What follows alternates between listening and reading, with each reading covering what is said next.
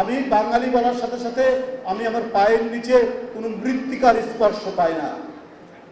কারণ ওখানে প্রশ্ন আসবে, আপনি কোথাকার বাঙালি? আমেরিকার বাঙালি না ফ্রান্সের বাঙালি? কারণ ওখানে তো অনেক বাঙালি বাংলা ভাষায় কথা বলে, অনেক লোক বাস করে না? না পশ্চিম বাংলার বাঙালি না ত্রিপুরার বাঙালি? কিন্তু বাংলাদেশি বলার সাথে সাথে অপূর্ব এক ধরনের প্রেরণা বুকের মধ্যে জেগে উঠে যে আমরা একটি দেশ, সেটি স্বতন্ত্র দেশ, তার আলাদা পতাকা আছে, তার আলাদা মানচিত্র আছে, তার আলাদা জাতীয় সঙ্গীত আছে, তার আলাদা ভাষা আছে, এবং তারা যে কোনো বিপদে একসাথে দাঁড়ায়। যেমন আমরা 5ই আগস্টে একসাথে দাঁড়িয়েছি, সেদিন কি শুধু মুসলমান গুলি খেয়েছে, সেদিন হিন্দুও গুলি খেয়েছে, খ্রিস্টানও গুলি খেয়েছে। জুলাই আন্দোলনে সবাই মিলে আজকে দেখুন, আজকে এখানে সারা বাংলাদেশ থেকে এসেছে সকল সম্প্রদায় এবং নৃগোষ্ঠীর মানুষ। মাসালা মিল্ক ও পিৎজার সাথে thin and crunchy biscuit fit biscuit, যখন তখন ইটিং, যেখানে সেখানে ফিটিং। সমতলেও তো অনেক নৃগোষ্ঠী থাকে, সাঁওতালরা থাকে, রাজবংশীরা থাকে, পাহাড়ও থাকে, সবাই এসে মিলিত হয়েছে এক কাতারে, এক ব্যানারের নিচে।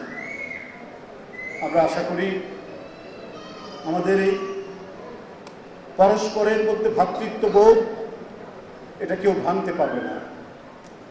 আমরা আমাদের এই স্বাধীন সত্তাকে রক্ষা করার জন্য আমরা কাঁধে কাঁধ মিলিয়ে প্রত্যেকে একসাথে কাজ করে যাব, একসাথে লড়াই করব, একসাথে বিনির্মাণ করব, একসাথে সৃষ্টি করব, আক্রমণ আসলে একসাথে প্রতিরোধ করব।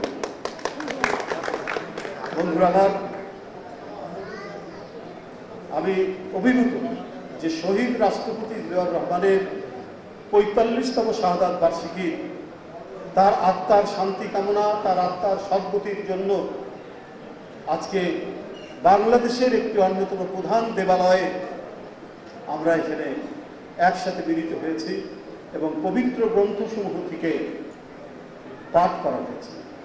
আমি সব সম্প্রদায়কে আবারও আমার কৃতজ্ঞতা জানাচ্ছি।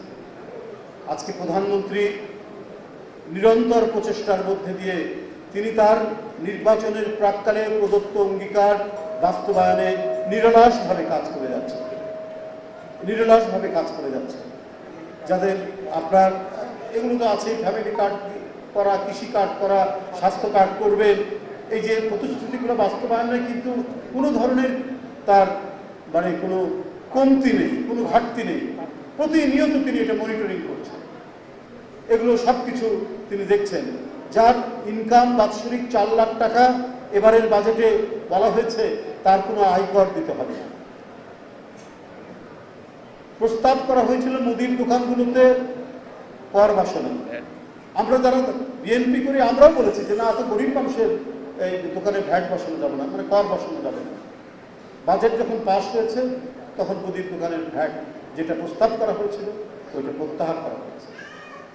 আমরা এও বলছি আপনাদের, 12 কেজি আপনার যে গ্যাস সিলিন্ডার 357 টাকা কমানো হয়েছে। 12 কেজি গ্যাসে 357 টাকা কমানো হয়েছে। অর্থাৎ জনস্বার্থকে সবচেয়ে বড় করে দেখছেন, জনগণের কষ্ট লাঘব করাকে বড় করে দেখছেন প্রধানমন্ত্রী জনাব তারেক রহমান। পাশাপাশি আমাদের আরও অনেক কাজ আছে যেটা এই সরকার করবেন। যে এইবারে ইন্টারমিডিয়েট পরীক্ষায় প্রায় 33% যারা রেজিস্ট্রেশন করেছিলেন তাদের 33% পরীক্ষা দিতে পারে। এটা শিক্ষা মন্ত্রণালয়কে দেখতে হবে যে কেন এত ছেলে ঝরে গেল। এটা একটি গণতান্ত্রিক সরকার, জবাবদিহিমূলক সরকারের এটি একটি বড় মানে দায়িত্ব যে আমাদের শিক্ষা ব্যবস্থায় আরো উন্নত করা এবং কোনো ছাত্র যাতে ঝরে না যায়।